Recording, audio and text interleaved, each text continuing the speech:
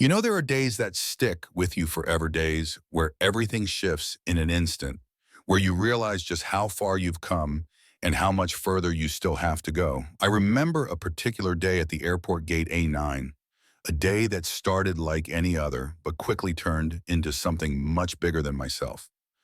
Picture this. I'm standing there, a black woman in a sharp navy suit, first class ticket in hand, feeling confident and ready for the business trip ahead.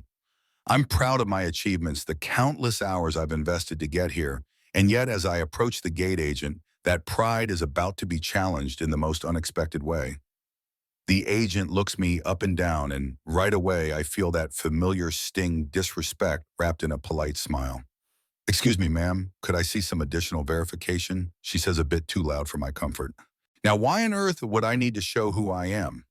I mean, obviously I'm standing there looking put together, ticket in hand. I take a deep breath, reminding myself to stay composed as she adds, "I need to confirm your identity is linked to this ticket." In that moment, it felt like being thrust back through time to all those times I was belittled or brushed off because of my race. It's difficult not to feel that wave of frustration rising. What it even gives her the right? So I respond, maintaining my cool. "I assure you I have a first-class ticket. I've flown this airline countless times."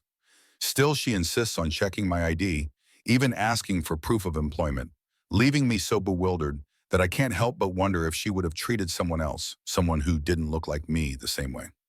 Just then, things take a turn for the worse. Security is called in, a supervisor materializes, and suddenly I'm in the midst of a full-blown spectacle. Cameras from bystanders flicker to life, capturing the unfolding drama. I can feel eyes on me, some sympathetic, some skeptical, and my insides churn. The agent's tone hardens as she insists, "We just want to ensure there's no mix-up." I take a deep breath. I know I can't let this become a breakdown. It's almost surreal how the crowd pulls out their phones. The murmurs tangle in the air. What's going on? Is this really happening? Their comments blur into white noise as I keep my focus on the situation at hand. Then in a moment of clarity, I remember something that could turn this whole game around. I pull out my phone, swipe through until I find it my company's partnership agreement with Delta. Our company has been working with them for years, advising on diversity initiatives, crisis management, and it dawns on me that I'm not just some passenger. I'm part of the system that they themselves claim to support. With a steady voice, I say, "I think it would be wise to consider my relationship with your airline."